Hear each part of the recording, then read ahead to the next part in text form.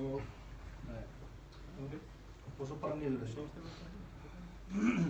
Fundarstjóri, kæru félagar, ég ætla ekki að dvelja við bréfið, ekki fortíðina. Ég ætla að kasta fram hérna 3 fangabrotum sem ég held að eigi alveg erindi við Samfylkinguna. Fyrsta snýst verklag, annað fjárfestingu og 3. forgangsröð. Hlutverk stjórnmálamanns að rýna og skoða flókið og margbreytilegt samfélag og sníða úr því einfalda sýn sem sniðin að stefnuflokksins og nú skýr til þess að kjósendur trúi og skilji hana og til þess að þeir sérfræðingar sem koma svo að vinnunni til þess að útfæra hana þannig að hún sé líkleg til að ná árangri átti sig á henni.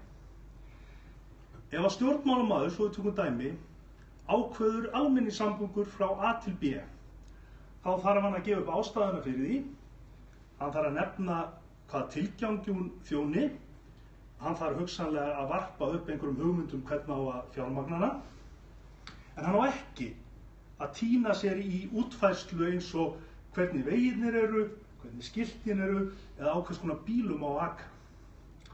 Stundum finnst mér nefnilega við hjá Samfylkingunni vera komin ofan í vélarhótið. Við erum farin að lýsa hvernig vélin í hvað mörgum pörtum og hvernig hún miðað við aðrar vélar. Við þetta þá glatast heildarsýn, stefnan mattast út, fólk hættir að skilja. Með öðrum orðum, við þurfum að tala einfaldar og við þurfum að tala skýrar. Fangabrot 2 snýst fjárfestingar. Þið fáið 2 sekúndur til að loka augunum og hugsa ykkur bestu fjárfesting sem þið hafi gert á ævinni. Mjög mörg ykkar munu væntanlega nefna fasteignin ykkar, húsið. Þrátt fyrir það, þá hafa vel flestir Íslendingar lent í stórum hremmingum með þá fjárfestingum. Annaðhvort vegna ofurvaxta, vegna verðbólgu eða annarra ókostu sem fylgir örmynt eins og íslenskri krónu. Nokkru færri hérna inni munu sennilega nefna bílinn sinn, þrátt fyrir að innst inni viti allir að bifreið ömurleg fjárfesting, nema hugsanlega fyrir atvinnubílstjóra. Og svo eru kannski 2-3 fagurkerar hérna inni sem munu nefna málverk eða plötusafnið. En með fullri virðingu fyrir þeim fjárfestingum verði ég að hryggja ykkur með því að þær hafa sennilega fyrst og fremst tilfinningarlegt gildi. Hversu margir hérna inni hugsuðu skatturinn sem við borgaðum hver mánaðamót? Enginn. Það samt líklega besta fjárfesting sem langflest okkar munu leggja út í ævinni. Með henni höfum við kostað innviðina, við höfum kostað skólan okkar og ekki síst heilbrigðiskerfið.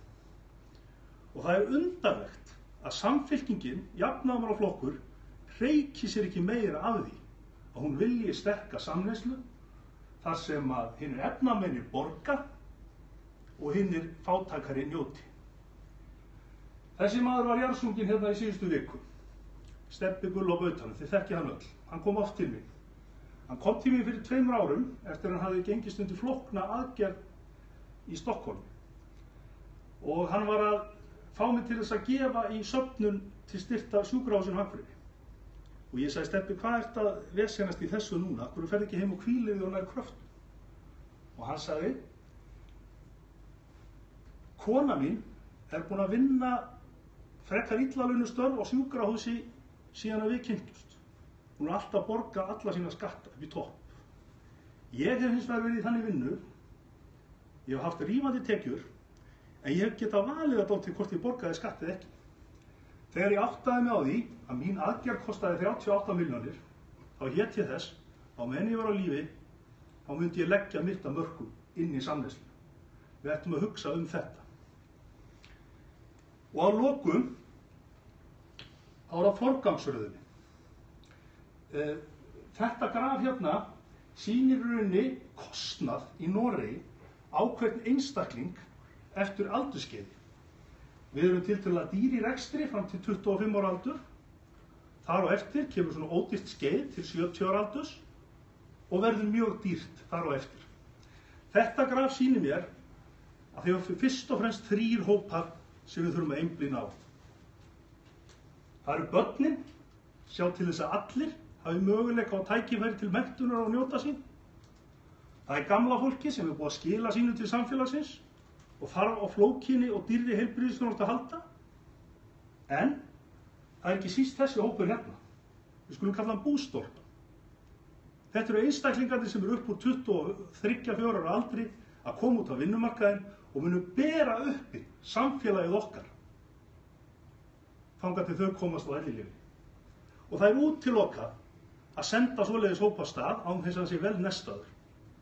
Við þurfum að drífa í því að búa til skýra og öfluga húsnæðisstefnu fyrir þetta fólk þannig að það geta minnstakosti hvílt sig í góðum húsakynnum milli þess sem það vinnur svo fyrir okkur að daginn.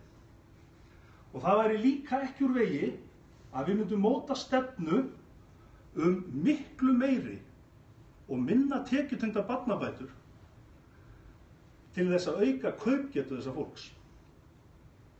Og við skulum muna að án öflugra samneyslu þá náum við ekki almennu jöfnuði.